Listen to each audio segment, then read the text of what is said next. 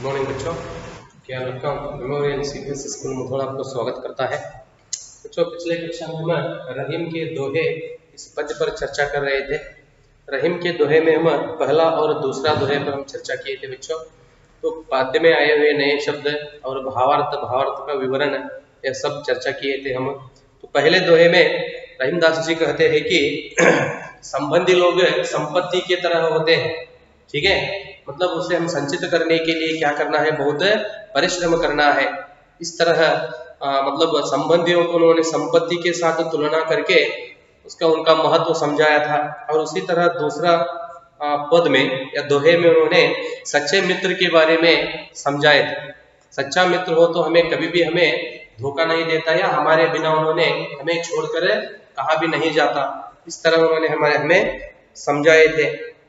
आज हम इस कक्षा में अगला दोहे मतलब तीसरा दोहे देखेंगे बच्चों।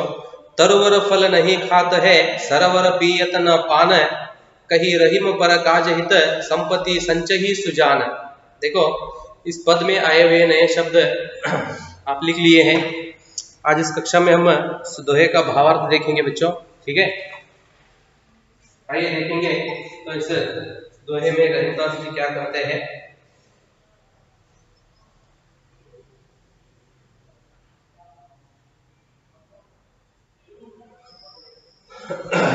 तीसरा दोहे, ठीक है। आपको दोहे लिखना है, कहां से कहां तक किस तरह है।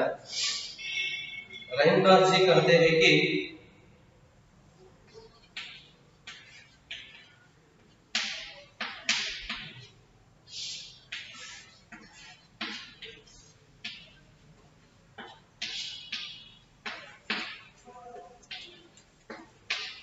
रहीमदास जी कहते हैं कि जिस प्रकार वृक्ष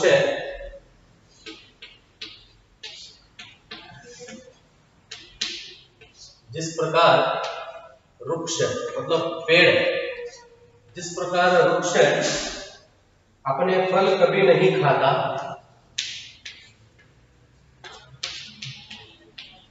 अपने फल कभी नहीं खाता,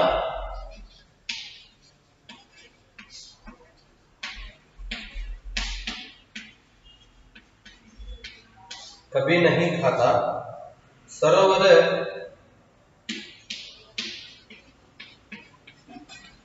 सरोवर सरोवर अपने द्वारा सरोवर अपने द्वारा संचित किया गया, अपने द्वारा संचित किया गया, संचित किया गया जल कभी नहीं पीता, जल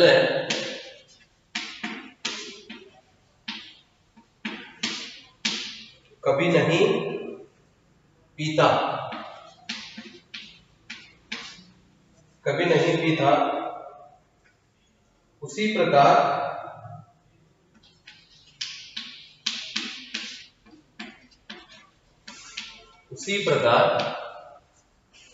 सज्जन और विद्वान लोग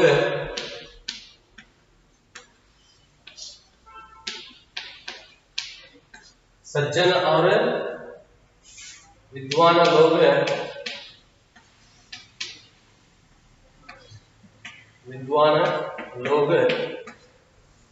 सज्जन और विद्वान लोग सज्जन और विद्वान लोग अपने द्वारा संग्रह किए गए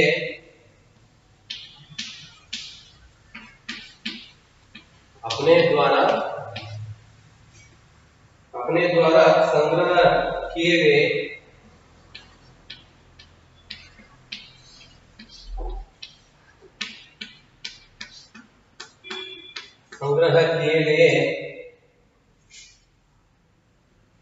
धन का उपयोग धन या संपत्ति, ठीक है, धन का उपयोग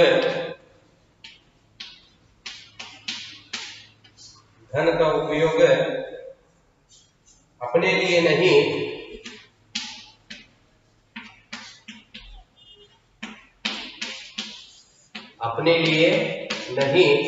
बल्कि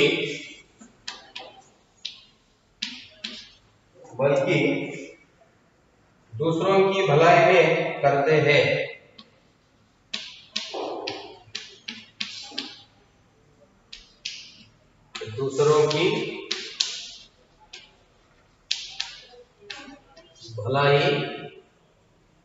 दूसरों की भलाई में करते हैं।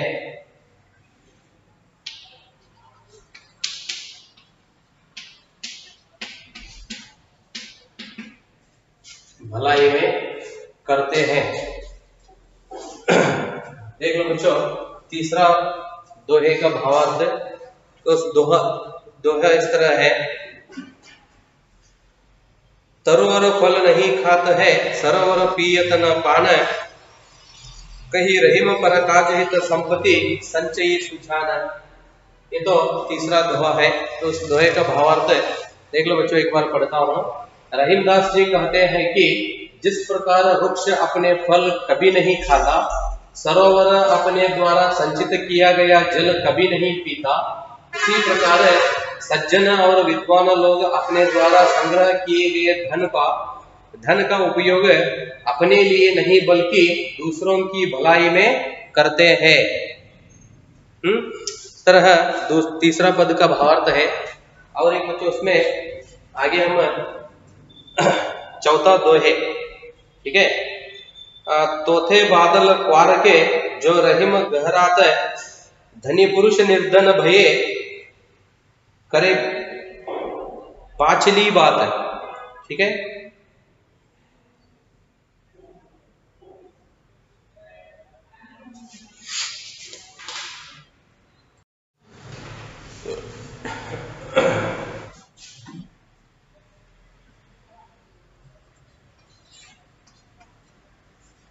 चौथा पद का भावार्थ देख लो बच्चों, लिखता हूं।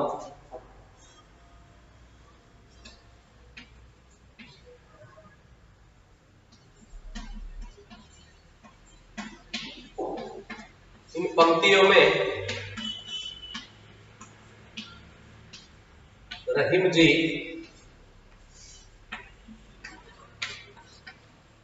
कहते हैं कि क्वार मतलब अश्विन मास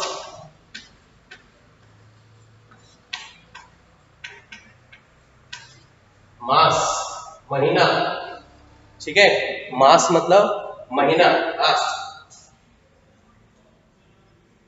क्वार मास के बादल मतलब अश्विन मास के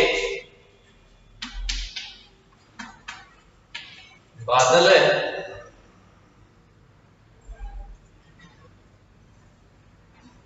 अश्विन मास के बादलों का वर्णन किया है।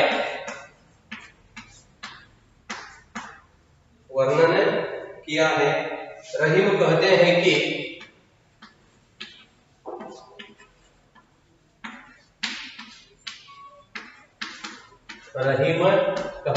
कि क्वार मास में मतलब अश्विन मास में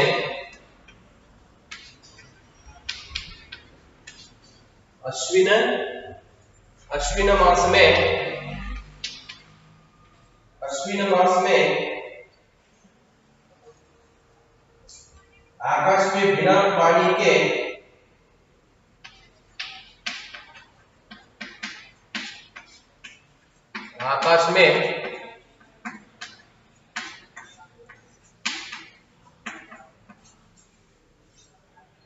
बिना पानी के खाली बादल, बिना पानी के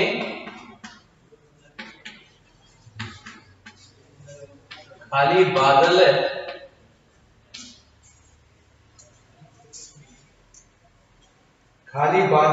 केवल गरजते हैं।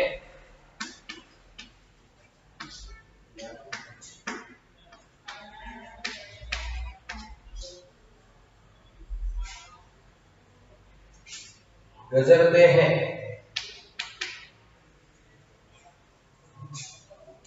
बरसते नहीं,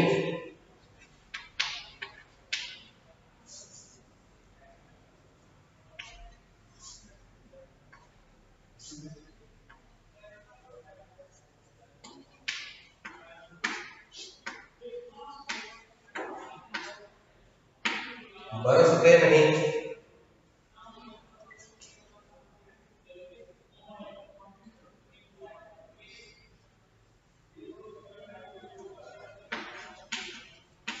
ठीक है। उसी प्रकार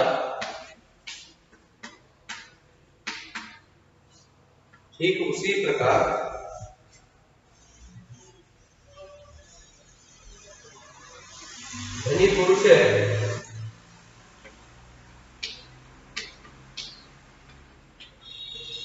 धनी पुरुष है, धनी पुरुष है, गरीब हो जाने पर है,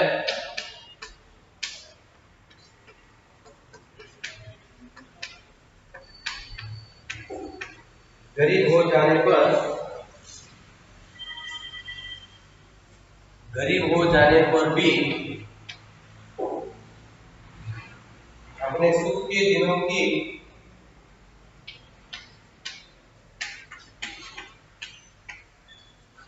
अपने सुख के दिनों के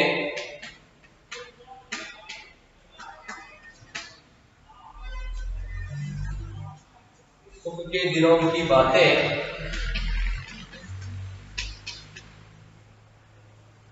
याद करके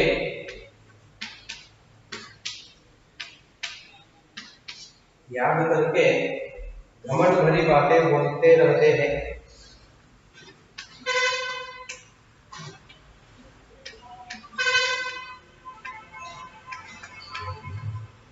घमंड भरी बातें बोलते रहते हैं, घमंड भरी बातें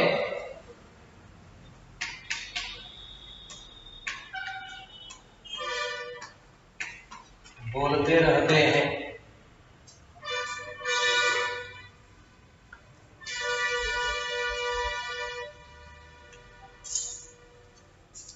देख लो बच्चों, चौथा पद का भावार्थ है, एक बार पढ़ता हूं, देख लो। इन पंक्तियों में रहीम जी कहते हैं कि क्वार मतलब अश्विन मास के बादलों का वर्णन किया है। रहीम कहते हैं कि अश्विन मास में आकाश में बिना पानी के खाली बादल केवल गजरते हैं, बरसते नहीं। ठीक उसी प्रकार धनी पुरुष गरीब हो जाने पर भी अपने सुख के दिनों की बातें याद करके घमंड भरी बातें बोलते रहते हैं। इस तरह चौथा पद का भावार्थ है। देख लो बच्चों, भावार्थ का विवरण है। तीसरा दोहे में क्या कहता है, वृक्ष या पेड़ का महत्व समझाते हैं। मनुष्य जीवन में हमेशा पेड़ की तरह जीना चाहिए। पेड़ और सरोवर, प्रकृति में जो चीज हमें मिलते हैं वे सभी अपने आप के लिए नहीं जीते, बल्कि दूसरों के लिए, दूसरों को मदद करने के लिए या दूसरों की सहायता के लिए वो जीते हैं। उसी प्रकार मनुष्य में गुण होना चाहिए, जिस तरह होना चाहिए। उन्होंने इधर कहते हैं रहीमदास जी कहते हैं कि जिस प्रकार वृक्ष अपने फल कभी नहीं खाता, ಪ್ರಕೃತಿಯಲ್ಲಿ ದೊರೆಯುವಂತ ಪ್ರಕೃತಿಯಲ್ಲಿ ನೋಡ್ತೀರಿ ಪ್ರತಿಯೊಂದು ವಸ್ತುಗಳು, ಅದು ಗಿಡ ಆಗಿರ್ಬೋದು, ಗಿಡ ಮರಗಳಾಗಿರ್ಬೋದು, ಅಥವಾ ನದಿ ಸಮುದ್ರಗಳಾಗಿರ್ಬೋದು, ಎಲ್ಲವನ್ನ ನೋಡ್ರಿ ಅವು ತಮಗೋಸ್ಕರ ಬದುಕುವುದಿಲ್ಲ, ಇನ್ನೊಬ್ಬರ ಉದ್ಧಾರಕ್ಕೋಸ್ಕರ ಅಥವಾ ಇನ್ನೊಬ್ಬರ ಸಹಾಯಕ್ಕಾಗಿ ಬದುಕ್ತಾವ ಅಂತ ಹೇಳ್ತಾರೆ. ಆ ರೀತಿ ಇರ್ತಕ್ಕಂಥ ಗುಣಗಳು ಮನುಷ್ಯನಲ್ಲಿ ಇರ್ಬೇಕು. ಅದು ಹೇಗೆ? जिस वृक्ष अपने फल कभी नहीं खाता। देख लो बच्चों, आप पेड़ देखते हो, पेड़ फल देते हैं, वो अपने फल खुद पेड़ नहीं खाता, दूसरों के लिए, ठीक है, देता है।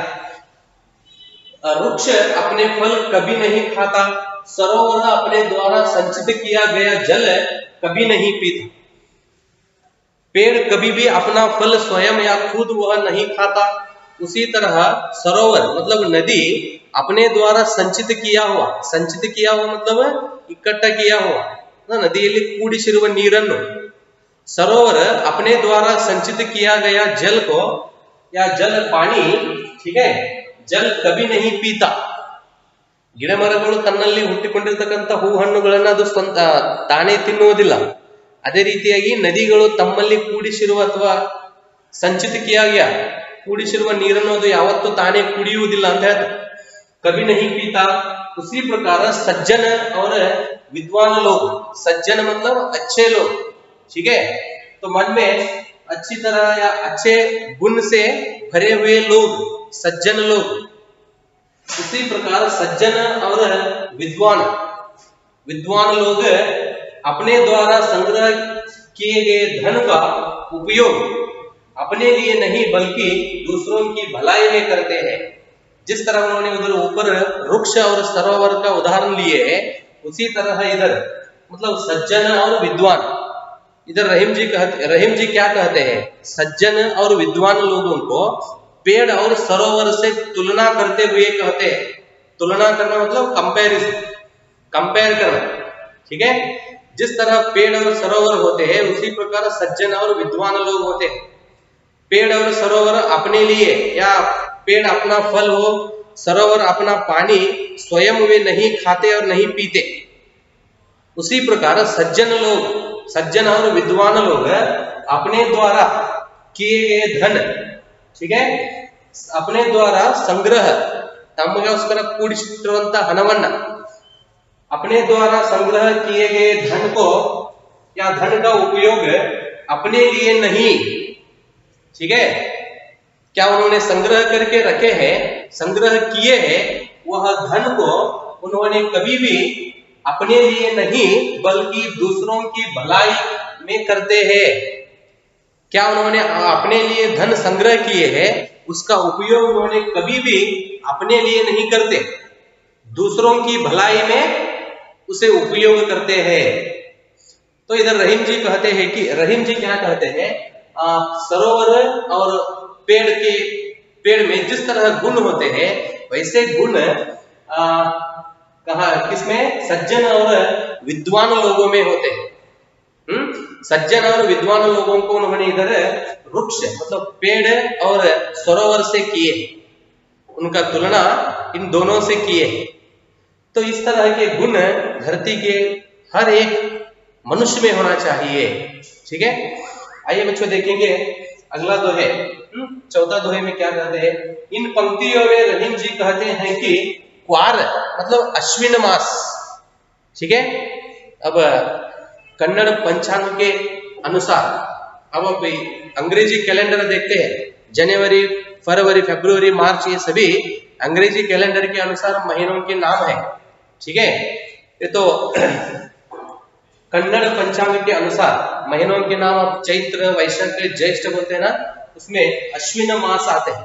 मास मतलब महीना, मंथ. रहीम जी कहते हैं कि क्वार मतलब अश्विन मास के बादलों का वर्णन किया. अश्विन मास में बादल गजरते हैं. ಗಜರಣ मतलब आवाज देना, ಗುಡುಗುವುದು ಅಂತ ಹೇಳ್ತಿರಲ್ಲ, ಆಕಾಶದಲ್ಲಿ ಮೋಡಗಳು ಗುಡುಗ್ತಾ ಇರ್ತದೆ, ಮಳೆ ಬರುವುದಕ್ಕಿಂತ ಮುಂಚೆ ಶಬ್ದ ಬರ್ತದಲ್ಲ, गजरना, ठीक है. अश्विन मास के बादलों का वर्णन किया है, समझ में रहे ना. अश्विन मास ये तो बरसात के दिनों में बरसात होता है. बरसात से पहले क्या होते हैं? आकाश में बादल गजरते हैं. तो बादल गजरने लगे तो क्या होता है? उस समय बरसात आने का वो क्या है? संदेश है. लेकिन अश्विन मास में भी बादल गजरते हैं, लेकिन वो क्या होते हैं? बिना पानी के होते. ಮಳೆ ಬರಲ್ಲ, ನೀರು ಇರಲಾರ್ತಕ್ಕಂತ ಮೋಡಗಳು ಗುದರಿಸ್ತಾವ ಅಂತ ಹೇಳ್ತಾರೆ. अश्विन मास के बादलों का वर्णन किया है. रहीम कहते हैं कि अश्विन मास में मतलब महीना में आकाश में बिना पानी के खाली बादल केवल गजरते हैं. बिना पानी के मतलब पानी नहीं से वो गजरने के बाद, बादल गजरने के बाद भी बरसात नहीं होता. जिस समय होता है ऐसा अश्विन मास में, समझ में रहे ना. देखो खाली बादल केवल गजरते हैं, बरसते नहीं. बरसना इसका मतलब पानी बरसना, ಸುರಿಸುವುದು, ನೀರನ್ನು ಸುರಿಸುವುದು. ಆ ಮಾಸದಲ್ಲಿ ಅಂದ್ರೆ ಆ ತಿಂಗಳಿನಲ್ಲಿ, ಅಶ್ವಿನ್ ತಿಂಗಳಲ್ಲಿ ಏನಾಗ್ತದ್ರಿ, ಕೇವಲ ಮೋಡಗಳು ಶಬ್ದವನ್ನ ಮಾಡ್ತಾವ, ನೀರನ್ನ ಸುರಿಸುವುದಿಲ್ಲ ಅಂತ ಹೇಳ್ತಾರೆ, ಮಳೆ ಸುರಿಸುವುದಿಲ್ಲ. ಬರಸತೆ ನಹಿ, ठीक उसी प्रकार धनी पुरुष गरीब हो जाने पर, उसी प्रकार और धनी पुरुष मतलब अमीर पुरुष गरीब हो जाने पर। बच्चों आप देखते रहते हैं जीवन में ऐसा एक हालत चलता रहता है, तो गरीब पुरुष अमीर होते हैं या अमीर पुरुष गरीब होते हैं, ये तो क्या जीवन चक्र है, इसी तरह चलता रहता है। उसी प्रकार इधर उन्होंने धनी पुरुष गरीब हो जाने पर मतलब अमीर श्रीमंत मनुष्य बड़वनाद मेले, ठीक उसी प्रकार मतलब अश्विन के बादल के समान, उसी प्रकार धनी पुरुष गरीब हो जाने पर भी गरीब हो जाने पर भी अपने सुख के दिनों की बातें याद करके घमंड वाली बातें बोलते रहते हैं। अमीर पुरुष गरीब होने जाने पर भी, गरीब हो जाने पर भी उन्होंने, जब उन्होंने अमीर था ना, उस दिन उन्होंने सुख के दिन बिताए थे। ಸುಖ ಕೆ ದಿನ, ಯಾವಾಗ ಅವನು ಶ್ರೀಮಂತನಿದ್ದನೋ ಆ ಸಂದರ್ಭದಲ್ಲಿ ಏನ್ ಮಾಡಿದ್ರಿ, ಸುಖವಾದ ದಿನಗಳನ್ನ ಕಳೆದಿದ್ದ, ಸಂತೋಷದ ದಿನಗಳನ್ನ. ಬಟ್ ಈಗ ಇಲ್ಲ, ಯಾಕಂದ್ರೆ ಅವನು ಶ್ರೀಮಂತನಿದ್ದವನಿಗೆ ಏನಾಗಿದ್ದಾನೆ, ಬಡವನಾಗಿದ್ದಾನೆ. ಆದ್ರೂ ಸಹಿತ ಈಗಿನ ದಿನಗಳಲ್ಲಿ ಏನ್ ಮಾಡ್ತಾ ಇದ್ದಾನೆ, ಬಡವನಾಗಿರ್ತಕ್ಕಂಥ ದಿನಗಳಲ್ಲಿ ಪರಿಶ್ರಮವನ್ನ ಪಡುವುದು ಬಿಟ್ಟು, ಮತ್ತೆ ಶ್ರೀಮಂತನಾಗುವುದನ್ನ ಯೋಚನೆ ಮಾಡುವುದನ್ನ ಬಿಟ್ಟು, ತಾನು ಸುಖವಾಗಿ ಕಳೆದಿರ್ತಕ್ಕಂಥ ದಿನಗಳ ಬಗ್ಗೆ ಅಹಂಕಾರದ ಮಾತುಗಳನ್ನ ಆಡುತ್ತಿದ್ದಾನೆ ಅಂತ ಹೇಳ್ತಾರೆ.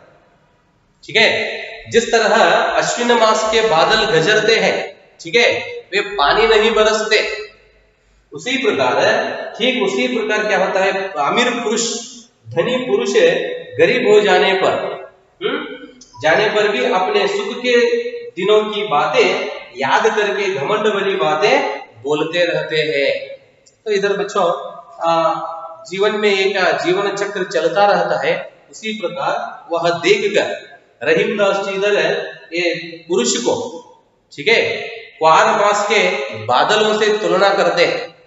जिस तरह वे बादल बिना पानी से सिर्फ गजरते हैं, उसी प्रकार मनुष्य के जीवन में बदलाव आने पर भी उन्होंने जीवन के बारे में समझ नहीं लेता, ठीक है, तो घमंड वाली बातें करते समय व्यर्थ करता है। यह देखकर रहीमदास जी क्या करते हैं, जीवन में इस तरह मनुष्य कभी नहीं होना चाहिए। मतलब जीवन में उन्होंने सुख के दिन को भी खुशी से स्वीकार करना है, उसी तरह कष्ट आने पर भी उन्होंने खुशी से उसे स्वागत करना है। और खुशी में ज्यादा खुश नहीं होना, दुख में ज्यादा दुखी नहीं होना, ये तो एक संदेश देते। ठीक है बच्चों, यहाँ तक रहने दो। आज इस कक्षा में हम तीसरा और चौथा, थर्ड एंड फोर्थ, इन दोनों दोहे का भावार्थ और भावार्थ का विवरण देख लिए हैं। इस पद्य में मतलब रहीम के दोहे में और एक बाकी है, पांचवा एक दोहे है, वह दोहे बाकी है। देखेंगे उस दोहे में रहीम जी क्या कहना चाहते हैं, उस दोहे में क्या कहते हैं, वह अगले कक्षा में हम चर्चा करेंगे बच्चों। धन्यवाद।